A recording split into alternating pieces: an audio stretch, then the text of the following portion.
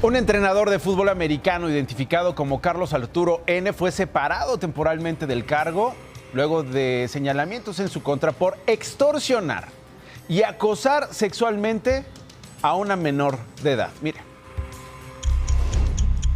El caso se dio a conocer en redes sociales y apunta a que el coach exigió a una alumna de 17 años fotografías con poca ropa y una salida con él, a cambio de dejarla participar en el equipo escolar de la Universidad IBES en Jalapa, Veracruz. A través de redes sociales se difundió la supuesta conversación entre el adolescente y el entrenador del equipo escolar Linces. En la plática filtrada, el hombre amenazó a la joven con no dejarla entrar al equipo si no accedía a alguna de sus propuestas. La joven lo amenazó con hacerla pública y Carlos Arturo N. le respondió que no le harían caso porque es familiar del rector. Posteriormente el maestro se defendió en redes sociales. Sin embargo, después se eliminó la publicación. La casa de estudios señaló en un comunicado que tras la acusación en contra del entrenador, decidieron darlo de baja temporalmente. Sin embargo, aseguraron que ellos no han recibido ninguna denuncia formal de la estudiante y desconocen de quién se trate. Además, aseguraron que de acuerdo con el protocolo para la identificación, prevención e intervención en el acoso escolar, maltrato infantil y actos de connotación sexual, que emitió el gobierno de Veracruz en 2019, se expondrá la situación ante las autoridades correspondientes y no tolerarán ninguna de las conductas antes mencionadas. En 2019, el Instituto Municipal de la Mujer en Jalapa, Veracruz, atendió 2 casos de alumnas que fueron acosadas por maestros. Ambas eran universitarias. ¿Qué más sabemos de los abusos sexuales de los profesores contra sus alumnos en Veracruz? ¿Qué está pasando en este estado? Mire. Lo que me he encontrado, por ejemplo, cuando hago solicitudes de transparencia en el caso de la educación básica y media, es que no te dan información de parte de las autoridades ni en las escuelas, ni de las escuelas públicas ni de las privadas, porque dicen que por protección de datos personales, tanto de las víctimas como de las personas que son señaladas, pues no pueden dar información hasta 5 años después de cerrado el caso, y que mientras estén en proceso de atención, estos no pueden ser revelados.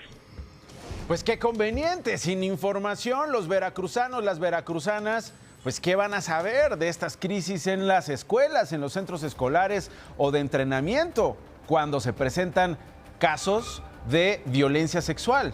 En Ciudad Victoria, en Tamaulipas, en el estado de al lado, padres de familia de la primaria Fort 74 acusaron a un profesor de acosar sexualmente a niñas y niños que cursaron durante el año pasado el 5º grado. Uno de los padres reveló que alrededor de 16 niñas fueron tocadas por el maestro. Felipe Mauricio N., de 53 años, quien se desempeñaba como profesor de una escuela primaria Nicolás Romero, esto en el Estado de México, fue vinculado a proceso por el delito de abuso sexual contra una alumna de 9 años. La detención fue realizada por elementos de la Secretaría de Seguridad Mexiquense y de la Policía Municipal de Nicolás Romero, ya que padres de familia aseguraron que este individuo habría realizado tocamientos a la menor de edad dentro de la escuela. De acuerdo con datos de la Asociación para el Desarrollo Integral de las Personas Violadas, ACE, existen 5 millones de niñas y niños. Mire, de este tamaño es el problema en nuestro país. 5 millones de niñas y niños que padecen violencia sexual. Es decir, solo 1 de cada 10 delitos se denuncian, o más bien, hay que saber que 1 de cada 10 delitos se denuncian, de los cuales únicamente el 1.5% llega a juicio. Es decir, hay 98.5% de impunidad.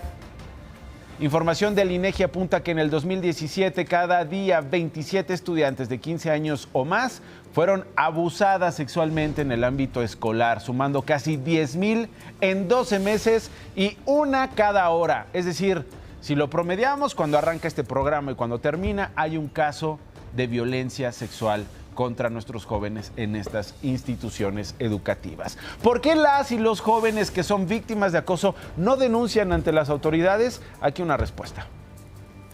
El problema es que estas mujeres, sobre todo son mujeres o adolescentes, pues reciben todo tipo de críticas y ataques desde las redes sociales, porque muchas veces desde la sociedad se sigue valorando la inocencia de una persona señalada como agresora y se pone en duda la palabra de las víctimas. Incluso yo creo que si tú volteas a ver a las redes sociales donde se han publicado denuncias de este tipo, en todos lados siempre hay comentarios donde ponen en duda ¿y qué estaban haciendo? ¿Y por qué esto? ¿Y por qué se viste así? Y seguro quiere una mejor calificación. Y entonces eso pone a las víctimas pues como en la duda de si seguir o no con la situación. Yo sé que todos los días la cascada de información y de noticias nos obliga a los informativos a hablar de economía, a hablar de seguridad, y un tema opaca al otro todos los días.